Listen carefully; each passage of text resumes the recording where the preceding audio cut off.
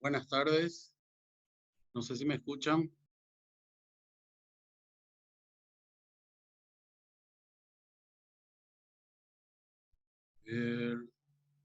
Estamos 10, 11 conectados. Muy buenas tardes. No sé si les parece, vamos a dar 1 o 2 minutos para que la gente vaya conectándose. Creo que ahora están entrando masivamente.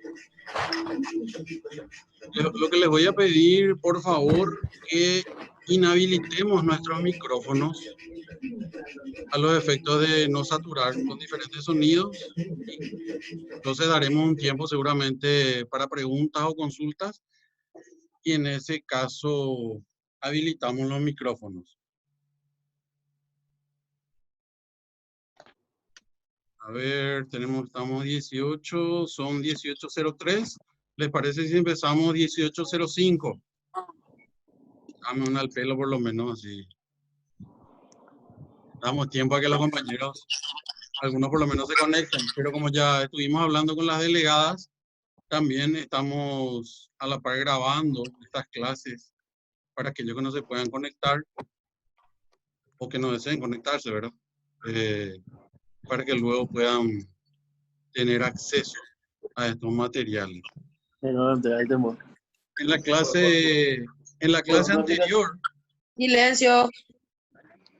quiero que me corrijan, creo que estuvimos viendo la lección 2, vimos todo lo que eran las pruebas, qué es la prueba, medios probatorios, los alegatos, la importancia de las pruebas, y creo que llegamos a las resoluciones judiciales. Y establecimos cuáles eran las resoluciones judiciales y dijimos que eran las providencias, los autos interlocutorios y las sentencias. Quedamos, creo que, en desarrollar más profundamente lo que queda de lo que es la sentencia, porque las distintas resoluciones vamos a volver a dar más adelante en otra lección, pero específicamente en esta lección 2 tenemos que ver un poco lo que es la sentencia, algunos aspectos de la sentencia propiamente dicha, y cuestiones que tienen que ver con el razonamiento del juez con relación a la sentencia, para luego ya entrar en las siguientes lecciones en lo que serían planos de la sentencia, controles de la sentencia y especialmente los argumentos, que es lo que interesa que comprendamos a fondo para el día de mañana poder aplicar correctamente y entender qué es un argumento. Bueno, son 18:05. Creo que vamos a comenzar, si les parece.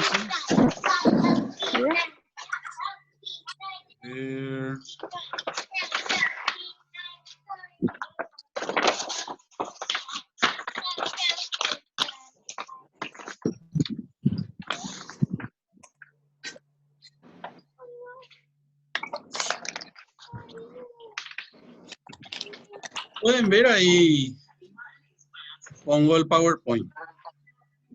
Sí. Ok, bueno, entonces como habíamos dicho, vamos a tratar de no extendernos tanto también hoy. Como habíamos dicho, las resoluciones judiciales o los tipos de resoluciones judiciales son 3, las providencias, los autos interlocutorios y las sentencias. Las providencias habíamos aclarado que eran resoluciones simples, por decirlo de alguna manera, sencillas, que resolvían cuestiones de mero trámite o de mero impulso procesal que no requerían razonamiento. Presta tu... ¿no? Necesito tener clase online. Recordamos, por favor, silenciar los micrófonos y activar solamente cuando vamos a hacer alguna pregunta o alguna aclaración o algún comentario, así para no saturar con los sonidos de ambiente. Les pido, por favor, silenciar los micrófonos de sus computadoras o de sus teléfonos, para no estar buscando y silenciándole yo acá uno por uno. Luego tenemos los autos interlocutorios, que dijimos que eran resoluciones ya sí un poco más elaboradas, que requieren justificación y que resuelven cuestiones incidentales que surgen durante el proceso, que si bien no hacen al fondo la cuestión, o sea, no resuelve el problema de fondo, no define la demanda, sí resuelven cuestiones que van surgiendo, que tienen que ver por ejemplo, con una nulidad, con una prescripción, algo que se alega que es accesorio al juicio, que si bien no resuelve el juicio mismo, es necesario resolverlo antes de dictar sentencia. Eso se hace a través de los autos interlocutorios. Y luego tenemos la sentencia, que como dijimos era el acto procesal que representa la decisión del juez a través de la cual pone fin al juicio, decidiendo la cuestión. Y eso es lo que vamos a ver ahora. Tenemos entonces que la resolución judicial mediante la cual el órgano jurisdiccional decide sobre el mérito de la causa, mediante la cual pone fin al proceso, que es lo que estuvimos diciendo. En ocasiones lo hace sobre cuestiones previas que pueden impedir un juicio sobre el fondo. Esto es una observación porque a veces se plantea una cuestión previa, como dijimos lo de la prescripción, y si se hace lugar, pone fin al juicio sin resolver sobre el fondo.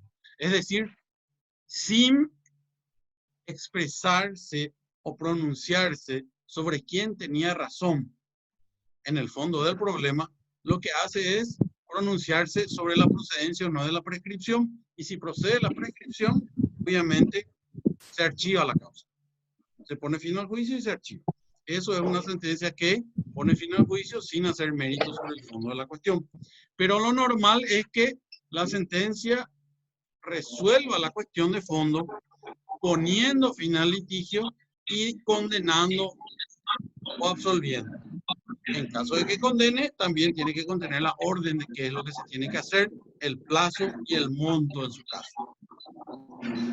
Entonces, teniendo claro lo que es la sentencia, para estudiar las sentencias, a veces aparecen algunos inconvenientes en los estudios profundos que hacen los doctrinarios.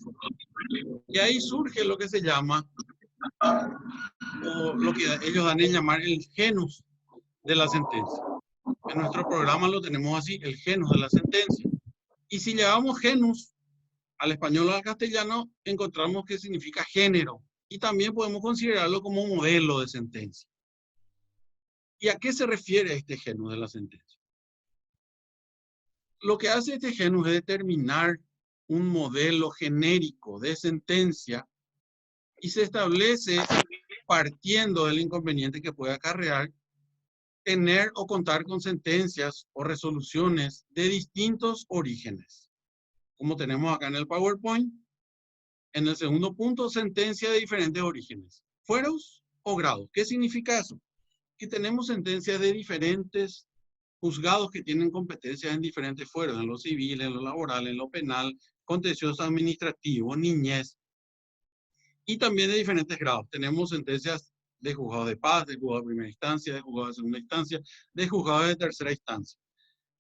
Pero aparentemente, como señalamos acá en el tercer punto, a pesar de que estas sentencias son de diferentes orígenes, por fuero o por grado, los elementos y caracteres fundamentales que hacen a todas estas sentencias se mantienen, son comunes. Entonces podemos hablar de que existe un género de sentencia común a todos los orígenes. Y todas las sentencias pasan a ser como algo que trata diferentes fases o diferentes planes o maneras de tratar la cuestión, pero siempre manteniendo los mismos elementos y caracteres fundamentales, lo que se llama el género de la sentencia o el genus, que es lo que estamos viendo. ¿Se entiende hasta acá? Si alguien desea hacer una consulta sobre lo que estamos hablando, activa su micrófono y me interrumpe, por favor. Teniendo entonces en claro de que el genus de la sentencia es un género o modelo que hace a todos los orígenes de sentencia, o mejor dicho, a todas las sentencias de diferentes orígenes, ya sea fuero o grado. Entonces tenemos que ver cuál es el genus o cuál es el modelo que nosotros adoptamos. Y entonces llegamos a lo que se llama la estructura tripartita de la sentencia. Este es el modelo, este es el genus que nosotros en nuestro sistema jurídico adoptamos. ¿Y por qué se llama estructura tripartita? Porque ahí, como se ve en el PowerPoint, consta de tres partes esenciales. el resulta o resultando, el considerando o los considerandos, como dirían algunos, y el resuelve, o la parte resolutiva o parte dispositiva también. Es importante que entiendan que las tres partes de la sentencia son estas. Es pregunta de examen, es una pregunta sencilla que puede ayudarnos y sin embargo a veces nos complica. Porque cuando vemos o leemos o miramos una sentencia, vemos que después de la fecha, lo primero que está es una palabra en mayúsculas que dice visto estos autos. Eso no es parte de la sentencia. O sea, aclaremos. Es parte de la sentencia desde el punto de vista material, desde el punto de vista de que está ahí impreso en la sentencia, entonces forma parte del texto de la sentencia. Pero no forma parte de la estructura de la sentencia. No es una parte esencial de la sentencia. Eso puede o no tener la sentencia y no va a perder validez ni ganar validez por eso. El visto es una fórmula sacramental que se utiliza y nada más. No es una parte esencial. No hace a la estructura misma de la sentencia como si lo hacen el resultando, el considerando y el resuelve o la parte resolutiva o dispositiva. Entonces vamos a mirar un poco qué es, o mejor dicho, cuál es la característica o cuál es el contenido de cada parte de la sentencia de estas que estamos señalando y por qué se considera esenciales. Vamos a ver a partir de aquí. El resultando o resulta, brevemente tenemos entre paréntesis acá en el PowerPoint, que constituye un relato histórico descriptivo. ¿De qué? De las cuestiones de hecho o de derecho, ventiladas, expuestas, alegadas por las partes, así como de las actuaciones producidas. Es un relato de todo lo que pasó en el juicio, de todo lo que se alegó y de todo lo que pasó, de todo lo que se produjo, de todo lo que se cumplió, desde la presentación de la demanda, esto es muy importante, desde la presentación de la demanda hasta la providencia de autos para sentencia. La providencia de autos para sentencia es una providencia, una resolución judicial de mero trámite, como dijimos, pero que clausura la discusión. Cuando el juez dice auto para sentencia, está clausurando toda discusión, todo trámite. Y el expediente o el juicio queda en estado de sentencia, ya para dictarse próximamente en el plazo que la ley establece. Entonces, el resultando, reiteramos, o resulta, es el relato histórico descriptivo de los hechos, las cuestiones de hecho y de derecho, ventiladas o alegadas en el proceso, así como todas las actuaciones cumplidas y la individualización de las partes. Todo ello desde la presentación de la demanda hasta la providencia de auto para sentencia. Es decir, todo lo que pasó, obviamente lo esencial, desde la presentación de la demanda hasta la providencia de auto para sentencia, tiene que exponerse en el resulta. Y el resulta, como su nombre lo dice, es simplemente descriptivo. Ahí no hay operación de razonamiento, ni de justificación, ni de argumentación, ni decisión alguna. Solamente descripción, exposición de las cuestiones esenciales, como dijimos, que tienen que ver con la individualización de las partes, con las cuestiones de hecho y de derecho, y con las actuaciones cumplidas, desde la presentación de la demanda hasta la providencia de auto para sentencia. Creo que repetimos ya bastantes veces, y creo que está bastante claro entonces lo que tiene que tener el resultante.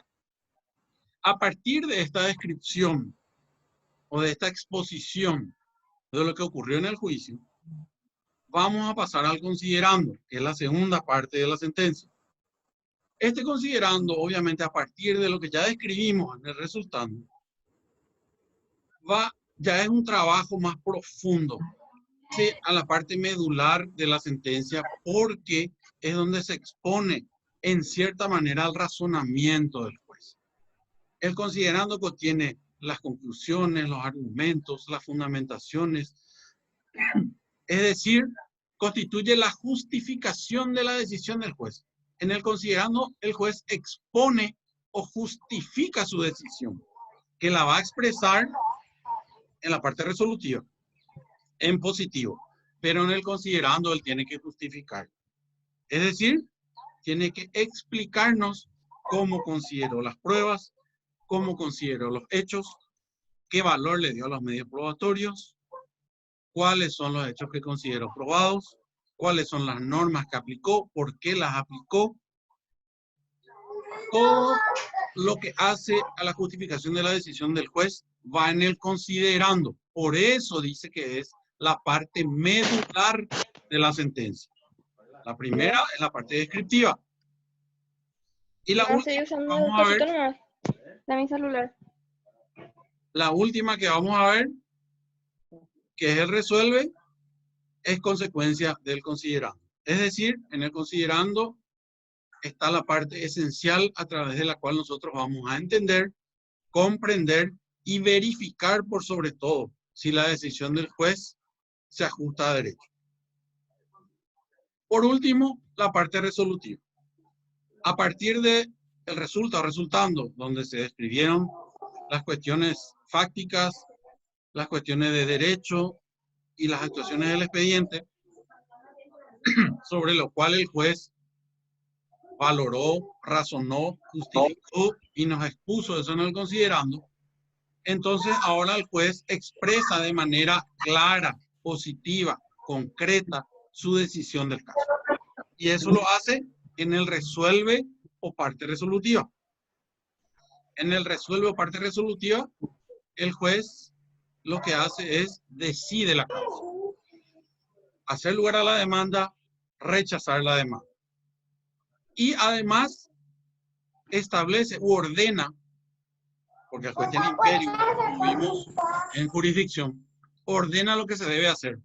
Es decir, si hace lugar a la demanda, por ejemplo, de indemnización de daños y perjuicios, además va a ordenar que el perdidoso pague al actor o demandante la suma que se haya establecido en el considerando. Además va a establecer el plazo, va a establecer el monto. En la parte resolutiva, el resolver la sentencia tiene que contener todos estos elementos. De manera que sea válida. Porque una parte resolutiva que no sea clara, que no esté expresada en términos positivos, es decir, que ordene lo que se debe hacer, o que ordene lo que se debe hacer, pero no establezca plazo o monto, entonces es una parte resolutiva que no es válida. Por eso la parte resolutiva de la sentencia tiene que tener todas estas cuestiones. Para aclarar un poco más esto no es solamente lo que digo yo ni lo que dicen los estudiosos, ¿verdad? Nosotros tenemos estas cuestiones en nuestra normativa, en las disposiciones legales del Código Procesal Civil. Si bien no existen muchas disposiciones que se refieran a la sentencia, ni que nos den suficiente luz de cómo alguien tiene que redactar una sentencia o cómo tenemos que hacer una sentencia, existen normas básicas. Bueno, gente, soy screen, que te vamos a leer, tú lees. Esa como ir a pizarrón, bueno, eso soy screen de la mañana, todo el mundo entra y ya me... Vamos a grabar la clase para algunos compañeros que evidentemente están teniendo inconvenientes. El compañero que no escucha probablemente tenga que habilitar su speaker, su parlante, perdón, pero su audio. Pero en fin, no obstante, dijimos que esta clase está grabada, así que vamos a pasarle a todos los compañeros que no se conectaron y también a los que se conectaron y tuvieron inconvenientes. Vamos a retomar. Decíamos que el artículo 159 del Código Procesal Civil es una de las disposiciones que tenemos y que hace referencia a la estructura de la sentencia y al contenido de la misma. Todo eso que estábamos diciendo hace minutos en cuanto a las partes esenciales a la estructura de la sentencia y al contenido de las mismas, vemos acá en este artículo 159 que les resalté por colores para que podamos identificar cuál corresponde a qué parte. El artículo 59 dice, sentencia definitiva de primera instancia. La sentencia definitiva de primera instancia destinada a poner fin al litigio, que es lo que dijimos, deberá contener además la designación de las partes, la relación sucinta de las cuestiones de hecho y de derecho que constituyen el objeto del juicio. Esto va en la parte descriptiva que dijimos, o expositiva que dijimos que era el resulta. Acá está en amarillo todo lo que va en el resulta. Luego tenemos que debe contener la consideración por separado de las cuestiones a que se refiere el inciso anterior. Es decir, el juez tiene que considerar las cuestiones. Considerar significa argumentar sobre ello. Es decir, exponerse, explayarse sobre ello. A eso se refiere considerar. Los fundamentos de hecho y de derecho. Es decir, la fundamentación de su decisión. Entonces, la consideración por separado de las cuestiones y los fundamentos de hecho y de derecho van en el considerando, así como habíamos explicado. Luego tenemos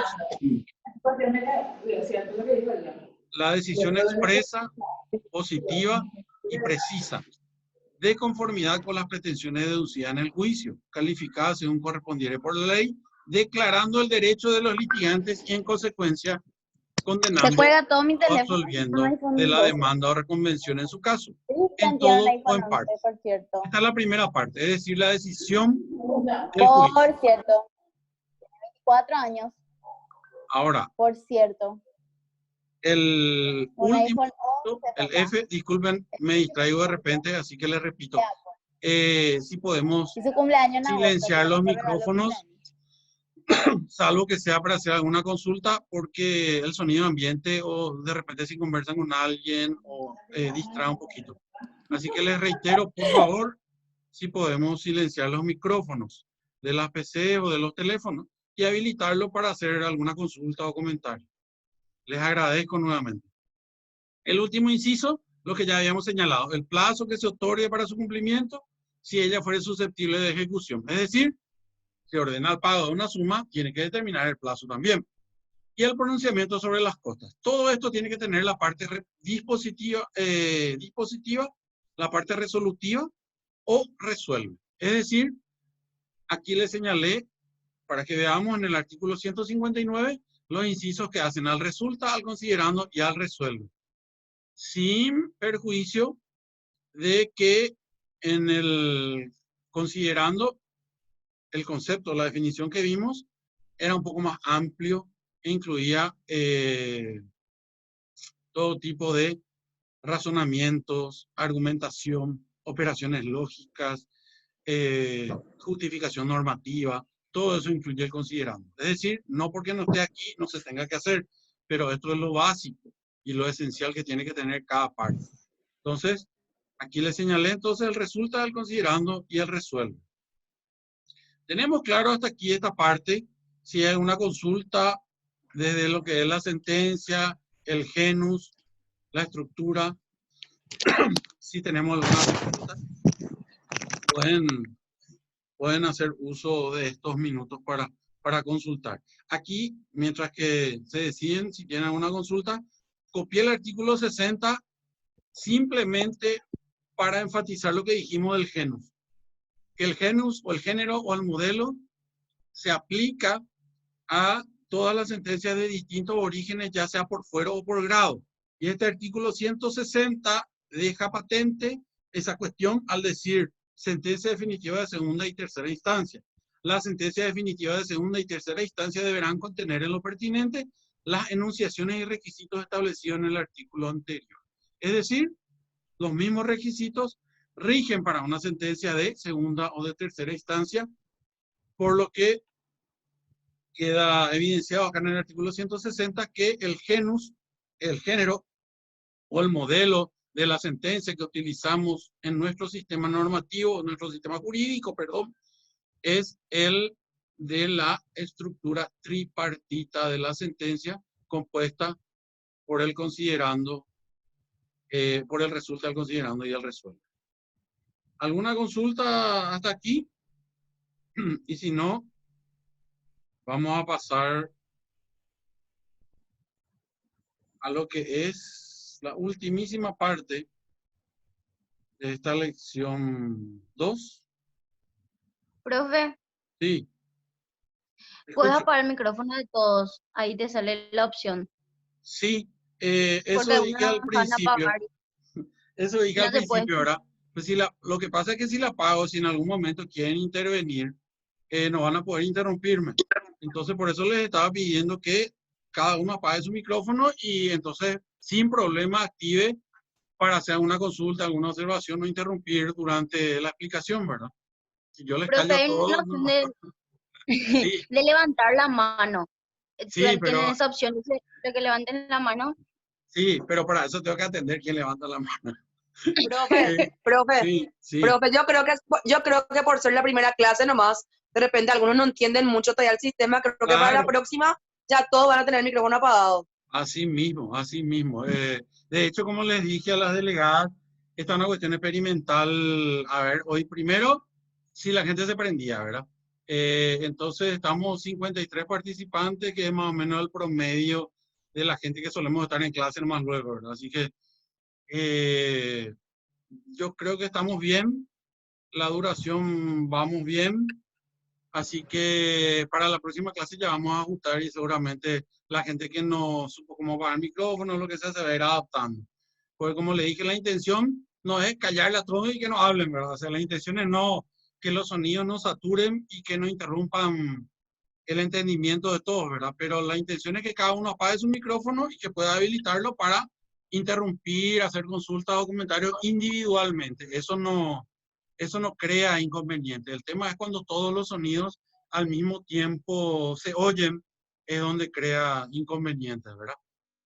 Así que si no hay consultas sobre la parte que acabamos de pasar, seguimos con la última parte de la lección 2 que tenemos, que es una parte que a algunas personas o a algunos estudiantes a veces les parece un poco argel. A mí, sin embargo, me parece una parte bastante interesante, que es la sentencia y la lógica del silogismo, ¿verdad?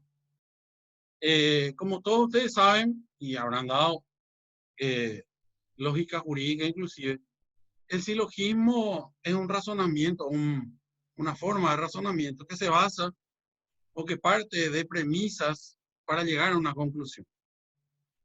Esta lógica del silogismo, este razonamiento del silogismo, se suele asimilar a la aplicación de la norma jurídica. Y muchos dicen que la aplicación de la norma jurídica no es más que un silogismo.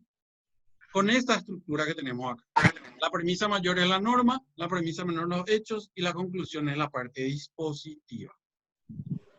Esto, mejor dicho, la aplicación, cuando decimos la aplicación de la norma jurídica, por el juez nos referimos a la sentencia, ¿verdad?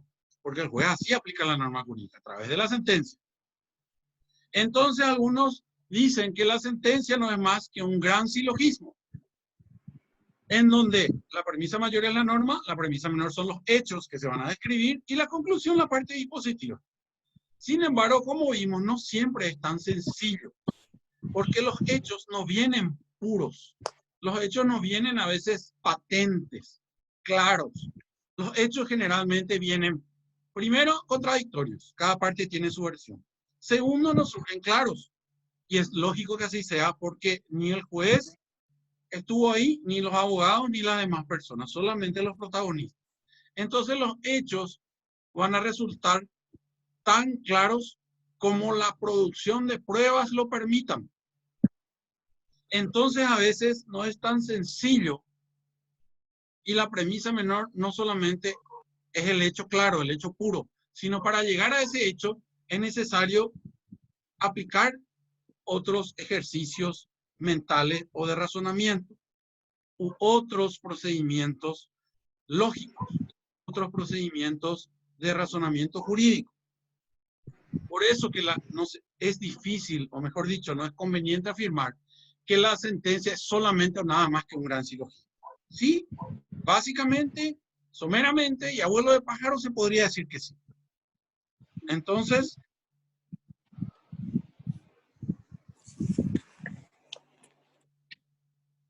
tenemos claro entonces que no es solamente eso. A ver, voy a llevar esto arriba.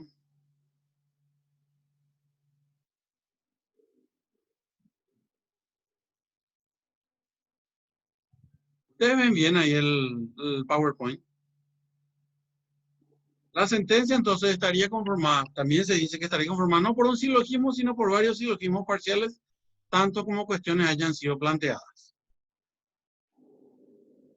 Y por otra serie de silogismos auxiliares. ¿Qué es lo que quiere decir esto? Que en el considerando que habíamos explicado, que es el razonamiento de la sentencia, entonces se desarrollan varios silogismos, no solamente uno. No es un silogismo, es difícil que sea un silogismo grande, entonces se establece la norma y el hecho y la conclusión. ¿Por qué? Porque primero que los hechos son numerosos, segundo no vienen claros. A veces para determinar un hecho es necesario hacer otros silogismos inferiores, a través de los cuales se razona sobre la prueba o se establecen cuestiones que sirven de base para determinar los hechos. Por eso dice que la sentencia está compuesta por varios silogismos parciales y tantas como cuestiones hayan sido planteadas, porque no siempre se plantea una sola cuestión, se plantean varias cuestiones. Y tenemos entonces que el silogismo descrito, así como lo dijimos en la primera parte, es solo una parte de la argumentación que justifica la decisión del juez. Y generalmente es la última parte ya, la del silogismo. Cuando ya se establecieron todas las cuestiones previas, se hace un silogismo en donde de los hechos se concluye algo en base a la norma jurídica. ¿Por qué es imposible aplicar solamente el silogismo? Porque el silogismo representa un solo punto de la decisión. La fórmula silogística no agota la justificación. Como dijimos, a veces los hechos no son claros o no resultan claros y aplicar un silogismo de manera directa es imposible. Entonces, para justificar la decisión se tiene que recurrir a otro tipo de razonamientos lógicos jurídicos. El juez debe partir de los hechos estableciendo cuáles son conducentes, cuáles han sido reconocidos, cuáles han sido probados mediante el conocimiento y la meditación de la prueba. Es decir, eso solamente con el silogismo es imposible. El juez tiene que argumentar, exponer, explicar. En la comprobación y muy especialmente la calificación de los hechos no intervienen solamente deducciones lógicas, también juicios de valor. En la calificación de los hechos y en la verificación. Es decir, no es una simple operación matemática. Y también adquiere protagonismo el tema de los valores. Y eso vamos a ver después en uno de los planos de la sentencia, que tiene que ver específicamente con los valores. Según Perelman, los razonamientos dialécticos consisten en argumentaciones que tienen por objeto aceptar o rechazar una tesis en debate. Estos son razonamientos dialécticos. Entonces tenemos que en la justificación de la sentencia también nosotros aplicamos razonamientos dialécticos y no solamente silogismos. Estos razonamientos dialécticos se aplican en razón de que, como dijimos, los hechos no son puros, no son a veces lo suficientemente claros como para aplicarlos directamente en una operación matemática silogística y deducir simplemente, este es el hecho, esta es la norma, esta es la conclusión. No siempre es así. Como dijimos, los hechos son contradictorios, son poco claros, y a veces hay que deducir los hechos de pruebas o de medios probatorios que no son tan eficientes o eficaces. Por eso el razonamiento dialéctico toma el protagonismo, porque el juez tiene que argumentar por qué acepta o rechaza una cierta tesis o posición. Una crítica a la sola aplicación del silogismo no es solamente válido. El silogismo, y principalmente porque tenemos acá que la fundamentación en derecho se caracteriza por la aplicación de varios métodos, ¿verdad? El método deductivo, el de la aplicación de principios generales, del criterio de coherencia del ordenamiento jurídico, de la finalidad de las leyes, etc. Es decir, no se puede aplicar simplemente un silogismo matemático o lógico jurídico y dejar de lado toda la demás justificación en derecho. Si bien la sentencia no constituye solamente un silogismo ni una serie de silogismos, también puede decirse que es una exposición libre. Tampoco puede decirse mejor que una exposición libre a través de la cual el juez expresa informalmente las razones que sustentan su decisión. ¿Qué quiere decir esto? Que a pesar de no ser solamente un silogismo, una operación matemática, lógica, jurídica, tampoco se puede decir que es una exposición libre en donde el juez puede hacer lo que quiere. Tiene, como vimos en la primera parte de la exposición, ciertos requisitos que cumplir y también tiene que seguir un razonamiento lógico que nos permita a nosotros me refiero al público, a las partes y a los jueces revisores, comprender el proceso de razonamiento y la justificación de su sentencia. El proceso racional e irracional del juez. El proceso lógico es aquel lógico deductivo. Parte de cuestiones generales, que es la norma, para aplicarla a un caso particular. El empírico o dialéctico, como dijimos, los razonamientos dialécticos buscan explicar de alguna manera su decisión, y esto tiene que ver también con la experiencia y los valores que forman la personalidad del juez. Interdisciplinarios se sirve obviamente de los conocimientos de otras ciencias, e intuitivos. Muchas veces el juez sigue también razonamientos intuitivos cuando las cuestiones no surgen claras y tiene que resolver a partir de indicios. Pero siempre, en cualquiera de los casos, él tiene que explicar su decisión. ¿Alguna consulta hasta acá? Bueno, vamos a dejar acá.